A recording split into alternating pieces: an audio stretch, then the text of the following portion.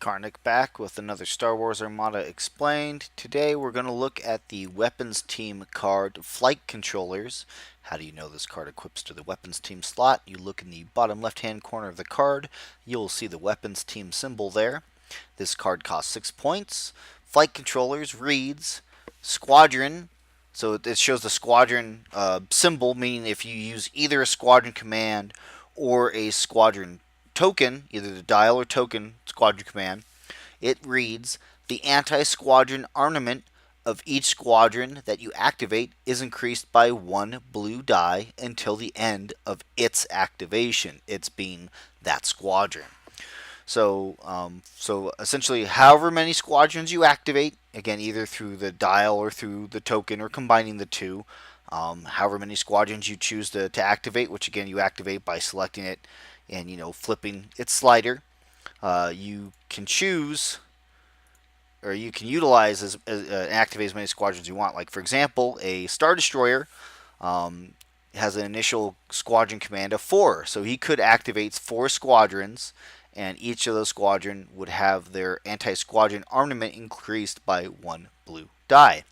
There is one minor clarification for flight controllers. It says this effect also increases a squadron's armament while it is attacking with snipe. If a ship with this card equipped activates Colonel Jendon, and Colonel Jendon uses his ability to cause another friendly squadron to perform an attack, that squadron's armament is not increased by this card's effect. So let's go over that. So for example, say we're going to be shooting at pesky old Harrison Dula.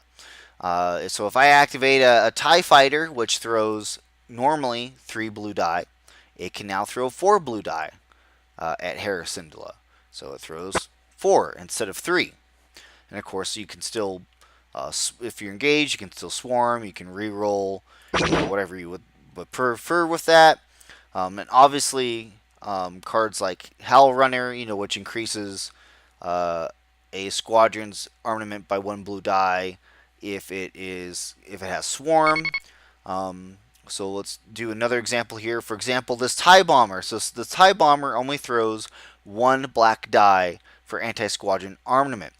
Now, in most situations, if you tried to shoot Sienna Ree, her ability is that she is always obstructed. So a TIE Bomber or anything that only throws 1 die would never be able to shoot at her except when equipped with flight controllers, because this increases your armament, your initial pool. It's not something that's added afterwards. So you could choose to discard the 1 blue die and throw the 1 black die at Sienna. You can choose one or the other for that. But obviously, if you're shooting anyone else, you could throw a blue die and a black die for a bomber. For things like Saber Squadron, as it mentioned with Snipe, so Saber Squadron throws 4 blue die either while doing a regular anti-squadron armament attack, or if it's conducting a snipe attack, it also throws 4 blue die. Again, provided there's no obstruction getting in the way. But in this situation, we'll say that Saber Squadron, he moves to be within snipe range, which is distance 2. So the black circle being distance 1, the red circle is distance 2. As long as you're within, or you're at distance 2, I should say, to do snipe, he can conduct that attack. He can throw 5 blue die. Or if he's got Howl Runner next to him, he could throw 6 technically. So he could do that. Now, if he does, for example, so he's already activated, he's done his attack. Now, if you do activate Jendon and you use his unique ability, which Colonel Jendon is allowed to pass off his attack to another squadron, he could activate Saber Squadron to snipe again, but he would not give that squadron the benefit of flight controllers. Saber would only be able to throw the 4 blue die, again 5 if Howl Runner is next to him.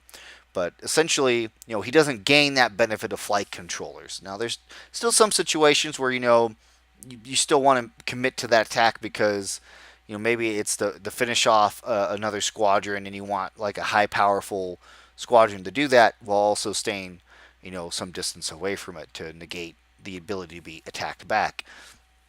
So that is flight controllers. Now, flight controllers doesn't increase counter because counter takes place as a separate attack, not for the it counts as that squadron's ability to attack after being attacked is what counter does, but that's not the initial squadron that's being activated by flight controls. Only squadrons that you as the current player is currently activating can gain this benefit.